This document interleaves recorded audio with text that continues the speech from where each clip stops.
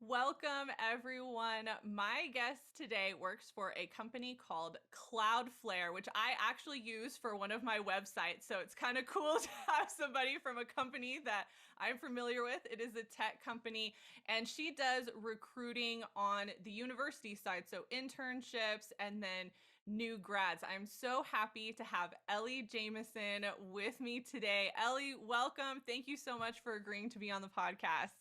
Yeah, absolutely. Thank you so much for inviting me. I'm so happy to be here and shed some light on recruiting for students and just any of the advice that I can, share and hopefully help a lot of people. Yes, I am so excited. We're going to jump right into it Cool. because I want to get as much as I can out of you for the time that we have. So, can you tell us a little bit about your experience? I shared a little bit of being in university recruiting, but what is kind of your experience within recruiting? Tell us a little bit more about your organization, maybe the types of roles that they normally look for, and kind of what you recruit for on a regular basis. Yeah, absolutely. So, as you mentioned, I work for a great company. It's called Cloudflare. We focus on web performance and security. So we work with a lot of different partners to keep their website secure from malware or, cybersecurity attackers. And it's just become this really big industry. As you see, like the future of crime, it's happening online, especially with holding different websites hostage. You'll see these cases in the news, every so often, and it's becoming bigger and bigger. So I work for Cloudflare.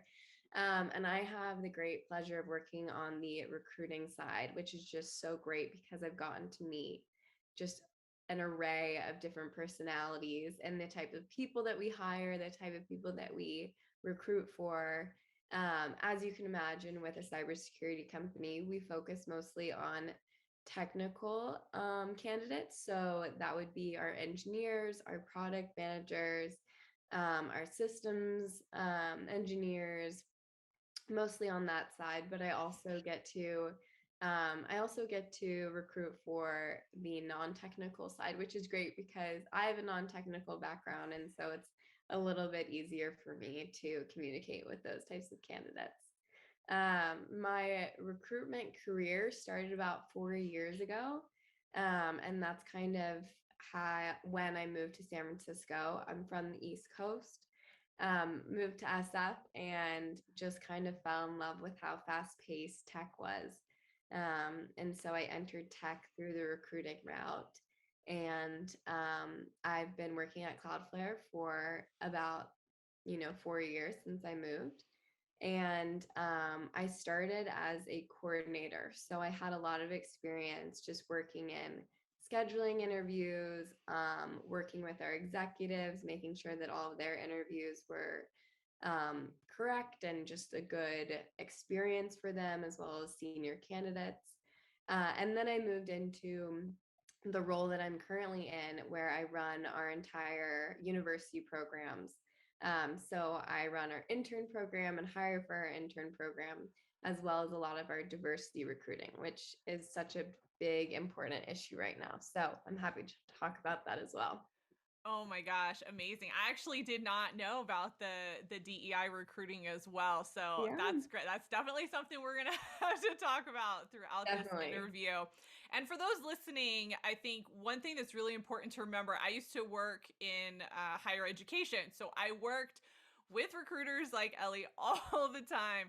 And a lot of the bigger companies, especially, have somebody that's dedicated to university recruiting. So, doing internships, doing early grad, new grad, all of that. And so, it's really great to get to know those people if you are currently in college or Right. doing some type of program because they have so many different opportunities. So, I'm really excited for you to share kind of your experience with us today. Yes, absolutely. If I could go back to college, my biggest piece of advice would be to have a relationship with those company recruiters. If you find a company that you're especially interested in, just reach out, and one of those recruiters is usually the person of contact. So just kind of form a relationship with them. Yes, such a good tip for our college students. Okay, so let's talk about the Great Resignation, which we have seen Um, really impact more of like the full-time sector. And I'm really curious to know, has it impacted the university side at all, or is this something that's not impacting university recruiting? I haven't seen it impact university recruitment as much as full time. I would say the market is incredibly competitive for students and for full-time employees that are seasoned. I will say though, I think that internships in, strong market, they've always been competitive. So if you look back before 2020, I'd say it's a more normal year in that sense. 2020 was definitely an like anti-intern market, anti-student market, unfortunately to say so. I think it was incredibly hard to land an internship in 2020. So I would say that the great resignation doesn't have as much impact on students. Okay, that's so good to hear for students Yeah, yeah, because as you said, 2020 was really rough. I saw a lot of students lose internships and it was just, oh, it was so rough.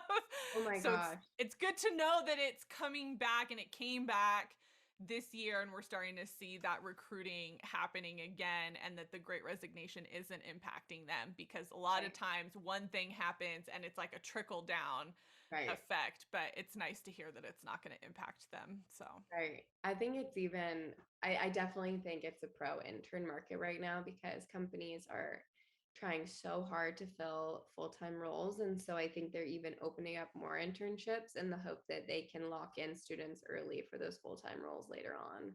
oh, so good. Such a good strategy for companies Yeah. to do that, and really great for students that have a good experience and want to continue Right. on with the company. Okay, so let's talk about that a little bit. Let's talk about the hiring cycle because I know for full-time, positions, it can vary. There's not necessarily a season. It's more Right. whenever a position opens up. Right. But in university recruiting, there tends to be cycles a little bit more than a different type of recruiting cycle. So, can you explain what that is? Like, when do you start looking for students? And is the Yeah. intern process different from the full time, early grad process? Yeah, absolutely. It definitely is different. And so you're completely right. For internships, there is a recruitment cycle. And I'd say there are two main cycles per year. The first one is early fall. So you've got October, November, kind of wrapping up in December with internships promised for the following summer. And so that's really locking in your internship early. And I think that we see that the most in finance and consulting. And then your more tech, marketing, other industries, I would say their big intern recruitment cycle is early spring. So you've got February, March, and like it dips into a little bit of April, but you're getting pretty close to summer that most people like to have their student hires done by April. Mm. So those are the two big cycles. And then for new grads, it's similar in the sense that for finance and consulting, you'll lock in your full-time new grad role early in the fall. But kind of for other industries, it can be as quick as like they don't want you to start interviewing until you can start in the next 2 weeks.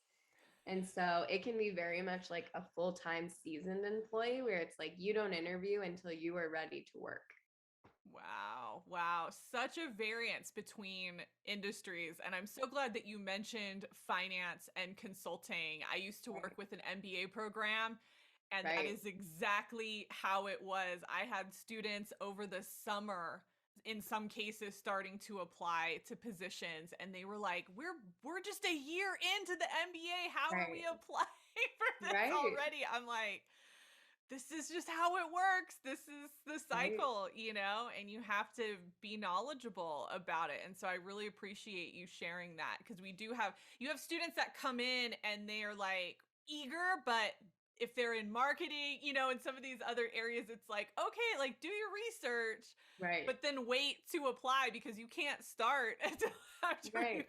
Oh, it graduate. was the biggest frustration for me because I didn't want to go into finance or consulting, but I wanted my job locked in early. And I didn't get my job locked in until April before I Oh, was to graduate, which is so normal. But I was like, anxious and antsy and wanting it ahead of time. yeah, yeah. Oh my gosh, I remember. I remember those times when seniors came in April and it was like, I don't have a job yet. And I'm like, it's okay. Like It's you're gonna okay, be promise. okay. Exactly. Oh my gosh, I remember it well. Oh my gosh. Okay, so let's talk about the process of applying. And Yeah. one of the words that gets tossed around a lot is ATS, application tracking system. Is that something that your organization uses, and what does it look for? Tell us a little Yeah. bit about your experience there. Yeah, absolutely. So, the ATS that Cloudflare uses, and I would say a lot of major companies use, it's called Greenhouse. I'm sure you're familiar. It's one of the biggest ATSs that's, Yes. available, so it makes sense. What I would say is I describe Greenhouse, it's just like a giant Excel file, like if I can. Like it's just a giant Excel file of tracking your jobs and your candidates. And from the back end, what we really see is we see what you submit through the application. We see the resume, the name, your biographical information, how to reach you. And that's kind of what we go off of when candidates apply. Unless we have specific prompts attached to a job application, usually it's just your resume. So I would say I think focusing on a resume and a good resume, which I'm sure we can talk about later, is so That's going to be our important. next question. Yeah, it's so, so important. So, definitely a good thing to touch on. So, if somebody is submitting to your system, you know, we talk about tailoring. We'll talk about resumes in just a second, but Yeah. is your system searching for keywords in relation to the job description, or are they just submitting for a specific job and then you guys are sorting through that manually? Yeah, that's a good question. So for the most part, they're submitting for the specific job. And we also encourage people, if their background matches multiple jobs, to apply to multiple jobs. We don't see that as a negative. I mean, there's a limit to everything, so don't apply to 10 of our jobs. I think that doesn't look the best. But Right. applying to two or three of our jobs shows a strong interest in us. And it can help improve your chances of getting chosen for an interview.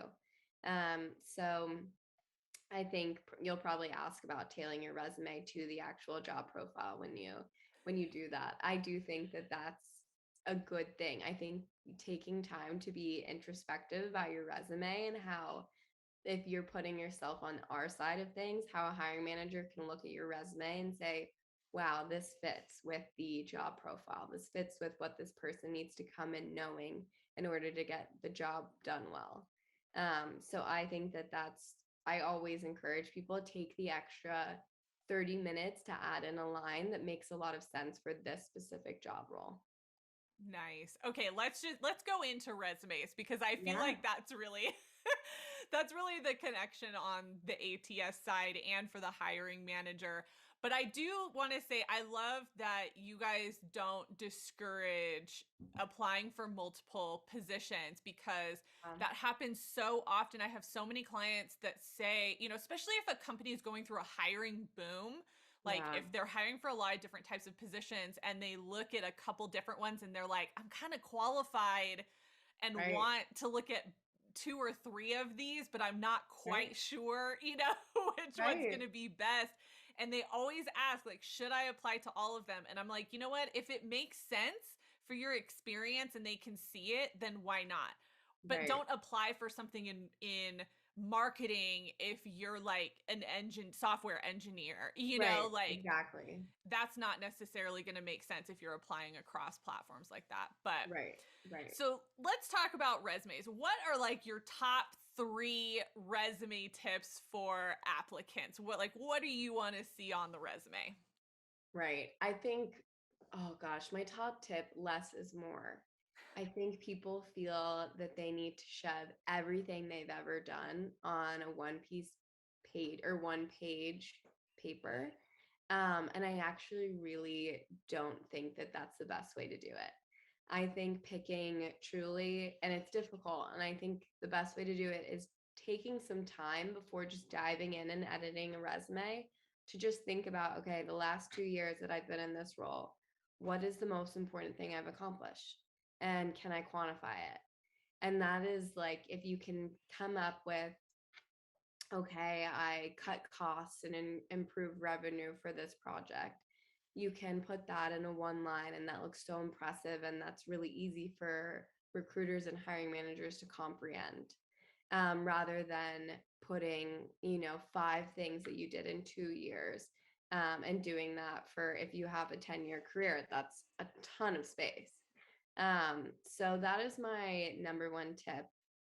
And then second tip is just make sure it looks nice. I mean, it's crazy how just a well formatted, good looking resume can take you so much further than you think.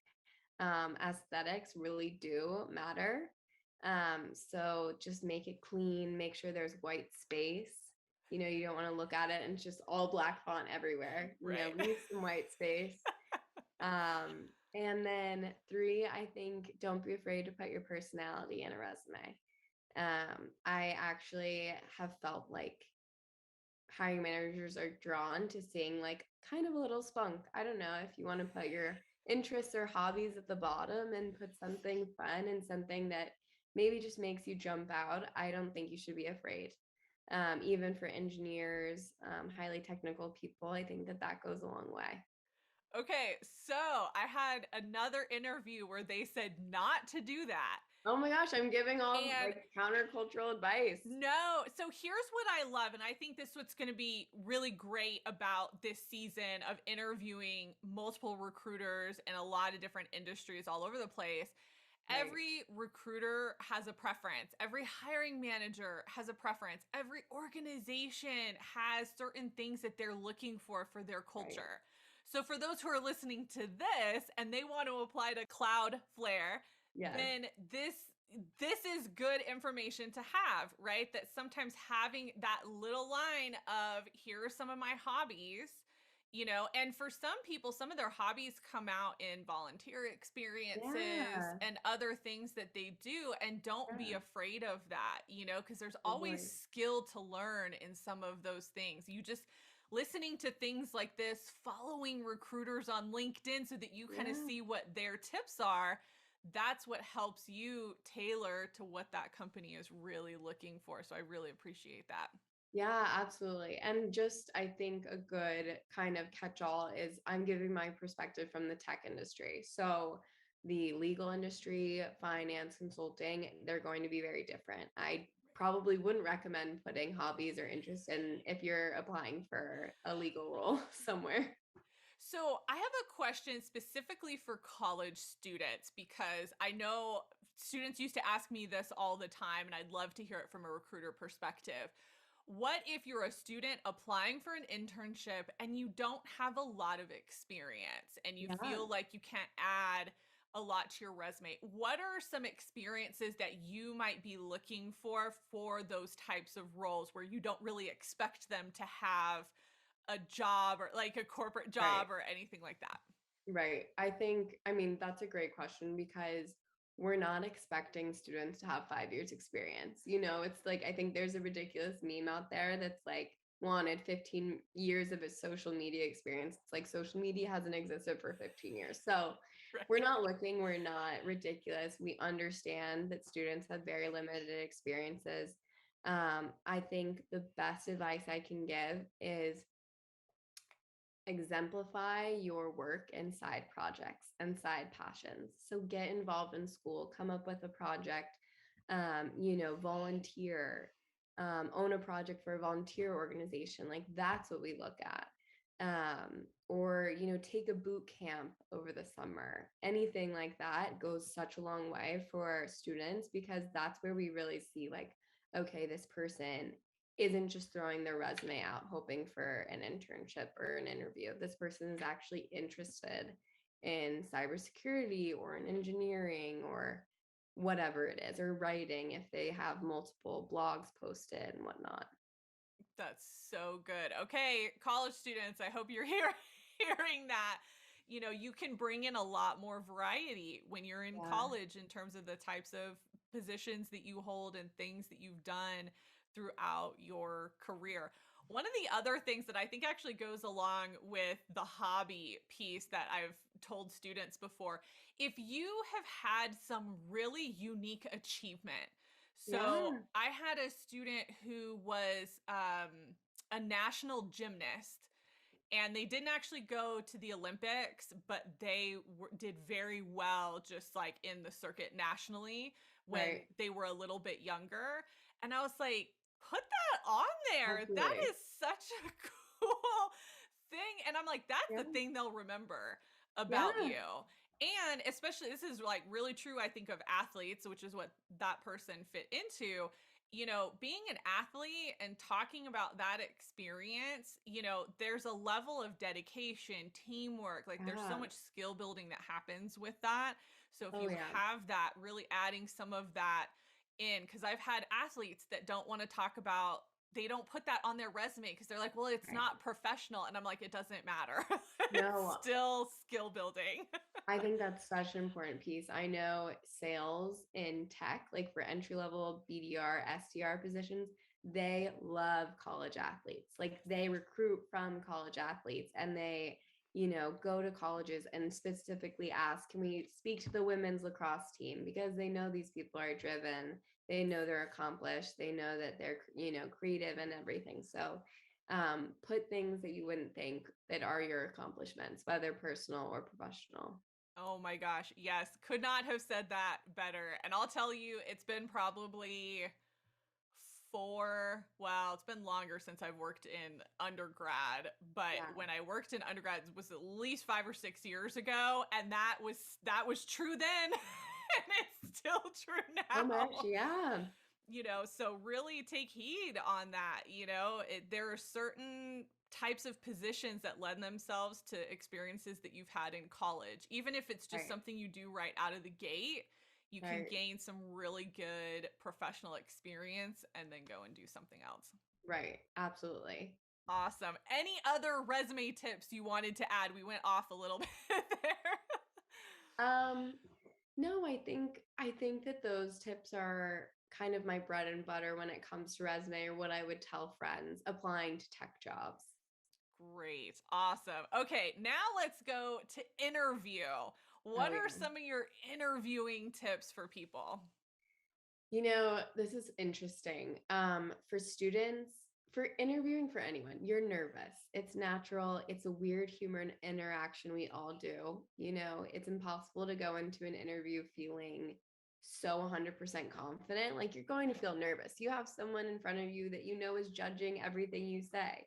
And so it's just difficult. But I think my tip for going in less nervous and more confident is talking to someone right before. I think don't isolate, get used to talking to someone, practice. Another tip that I have is interviewing is just basically sharing anecdotes with your interviewer. So if you can think of 5 different small anecdotes that you have about your life or how you've dealt with failure, how you've dealt with a difficult person, you can pretty much tailor them to all of those different behavioral questions someone will ask you. And I'm not saying exaggerate or lie. I'm just saying that you can, basically form your stories to kind of fit. And so I think those two things are the biggest help. And I'll share one kind of funny story. Before I interview, I always like jam out right before I go in. Like I'm always like listening to music, like kind of zoning out. And so that kind of gets me most calm before I walk in. I love that advice. Like jamming out, having a conversation with somebody right before you go in. I Yeah. feel like that is not advice you hear very often people usually say like, oh, go to like a quiet space, and Yeah. breathe, which is great for some people. That's actually great, and that's what you're going Right. to need. Right. But for other people, you're right, getting the energy out, like that nervous energy that you Yeah. have.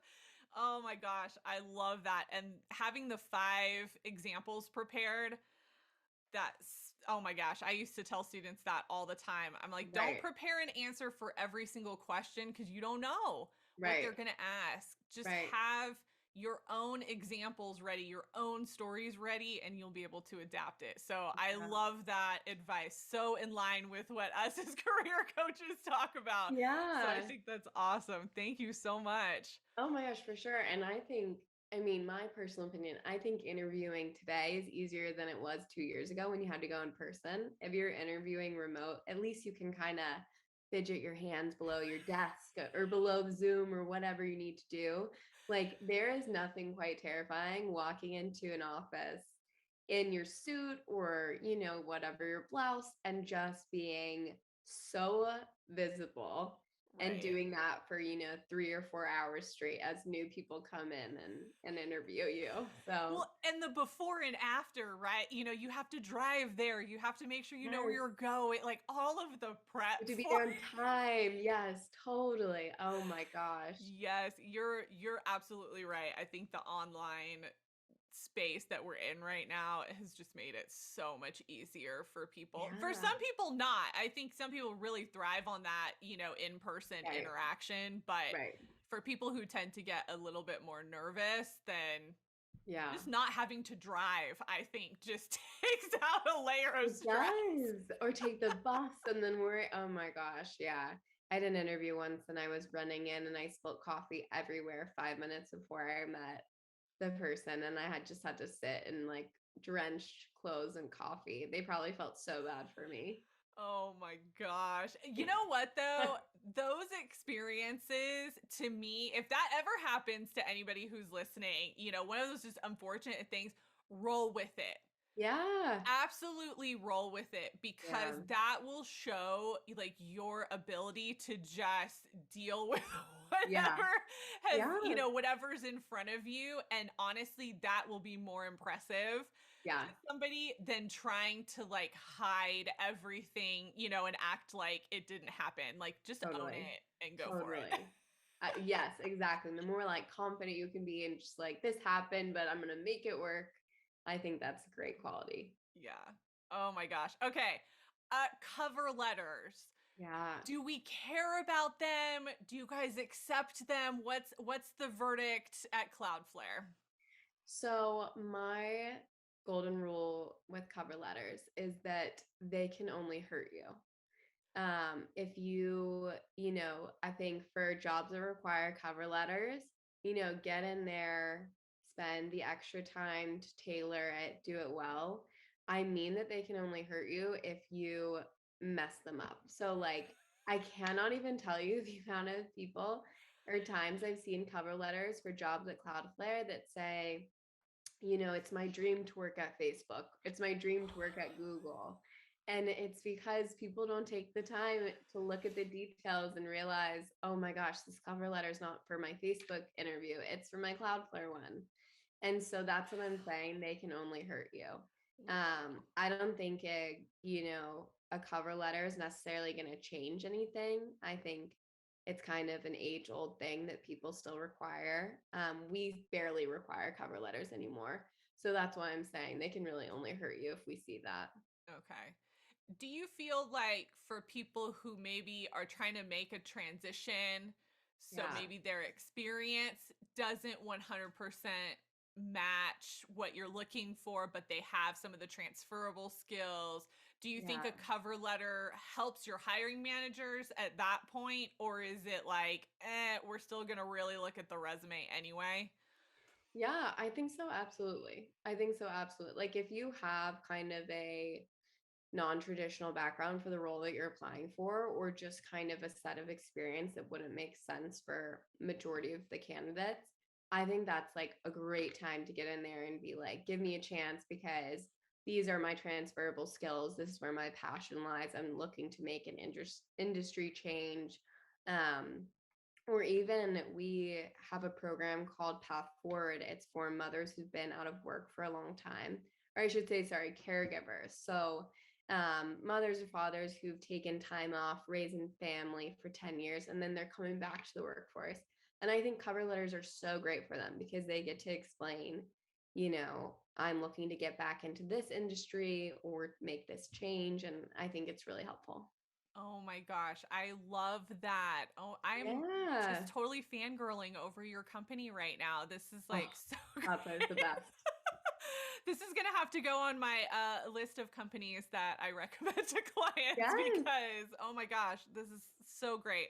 I love Mhm. it when organizations can think forward in that way and not discriminate against people who have a gap or who Yeah. had other family obligations and life obligations. So I think that's so Yeah. wonderful. Oh my gosh, absolutely. I think our whole culture was really our head of people is a mother, and she is just such a strong proponent for working mothers and fathers and building your life around, or sorry, your work life around your life. It's not cutting corners to like missing your daughter's recital because you have to attend this meeting or you have to stay late. It's really kind of how can I do my best work but still live my life and be a good mother? Oh, so great. Oh, I love hearing that. Oh, thank you so much for sharing that. That is, Yeah, absolutely. that's amazing. So, what do you think job seekers should be doing, but Yeah. they aren't doing? Oh gosh, what do I think they should be doing? Well, I can say for right now, things are moving so quickly. And with that, we're getting, a lot of I want to say, like, kind of almost there's just a lack of respect for people's time. And so we'll get so many like last minute cancellation on interviews or just no shows on interviews. And I think before, when the market was like less conducive for hiring, we never would get those. People really take that as like, wow, I'm getting this opportunity, and showing up, or if something happens, making sure to let us know in advance. But when you're getting like five interviews and you end up getting a job that you want, just still taking the time to let the other companies know. So just kind of maybe I would say bringing that respect back to job seeking, I think goes a long way because those people will probably be looking for jobs again. And we remember, you remember candidates that were respectful and you remember candidates that were not respectful. So that's what I think job seekers should keep in mind. Okay. Now, I have a follow up to that Yeah. because this is something that I hear on the candidate side more. Yeah. What are your thoughts on like recruiters who are also ghosting candidates? Yeah. Because we're seeing a lot of that as well. And I don't know, is that something that you've had experience with, or do you guys have like processes in place that Yeah. inform candidates if they don't go to the next step? Yeah. So I will say it's definitely not intentional. There's no policy that's like, okay, if they don't do well, just never talk to them again. It is mostly a function of having a small recruiting team with just so much overdrive and so many things going on. Where the point is, there's just probably a crack in the function. There's something, a missing piece of like that communication. Um, so I would suggest following up always. If you don't hear back in a week, 2 weeks, always follow up, and giving people the benefit of the doubt because sometimes you never know if people on the team are out of office, they haven't been able to sync. That can happen often. But I would just say that companies do have policies. We have kind of like if they've been on site or face to face, it's important to get back to them within a business week. And if they have a phone interview or whatnot, that's 2 weeks. Okay. Okay. Yeah. All right. I so appreciate you sharing that because I think that people forget that there are people on the other end Right.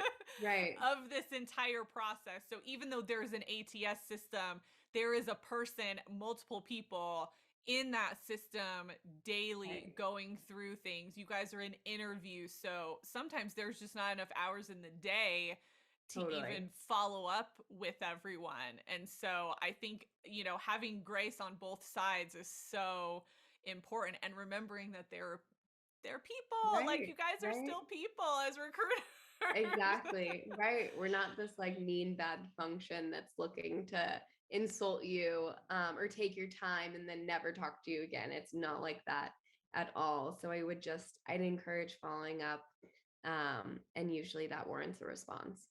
Awesome. Awesome. All right. Any last thoughts or tips that you have from your experience as a recruiter that you feel like people need to know?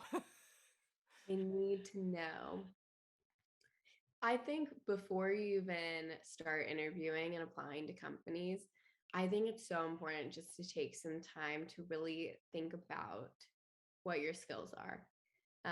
And especially, I tell this to students because it's so fair as a student and you're looking for a first time job, you can still be incredibly lost, even though you may know what your major is, know that you liked or disliked your major. There's still so many jobs that fit skills and interests outside of your major and that you can shift at any time in your career.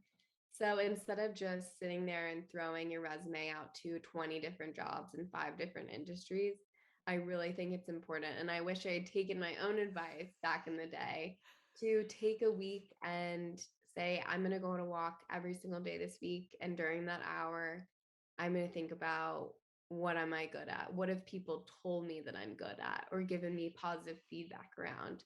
And then kind of that's your starting point. Awesome. Okay, I have to make a plug for my career services professionals Yeah. on university campuses. If you are a student right now, whether that's undergrad or graduate level, you have career staff at Totally. your school that this is what they do. Use They help them. you figure out your skills, they help you sort through the right types of positions for you. They can Right. talk you through this. They can edit resumes for you. They can go through the interview process with you and practice. Some of them even record it. And especially now that I'm sure a lot is done online, Right. you're getting it recorded. I know that not every career services person is built the same.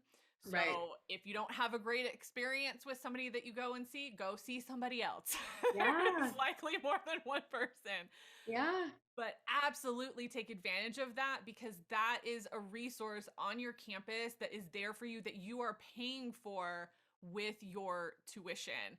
Yeah. And also, they likely have a job board where these types of positions that Ellie recruits for are going to be on there. Internships, new grad, all of that is going to go on that online job board. Yeah. I don't think I've seen like a non-online one in a Yeah. very long time. Yeah. So definitely take advantage of that. And then, even for those who are at the professional level, depending on the institution you went to, you can actually Mhm. go back and utilize your career office Oh as an yeah. alumni. And so that's Okay. also a really great opportunity for you to get some free, in some cases, career coaching and career advice as well. Yeah, absolutely. My school still sends out alumni job board. So all of the alumni we post on it and they send it out and it's incredible. So if you're looking for a job, plug into those things. They're so helpful. Yes, yes, amazing. Okay, Ellie, if people want to get in contact with you, what is the best way to do that? Yeah, absolutely. Okay, so you can find me on LinkedIn, spelt the same way, probably listed here. Yes, I'll Um, I'll put it in the show notes for this episode. yes, so send me a LinkedIn message. I try to get back to you as many as possible. Friend me on LinkedIn. That's probably the best way to get in touch with me. Amazing. Ellie, thank you so much for taking your time, which I know is precious, the way Oh, everything is working right now, to speak to my audience and give us all of these amazing tips. I really appreciate it. yes, absolutely. Good luck, everyone. Julia, thank you so much. I am such a fan, and I think that you're doing really great work, and I know helping so many of the listeners. So, everybody, good luck. and apply to Cloudflare. I can't wait to hear and see any of your applications. So would love to see that. Thank you.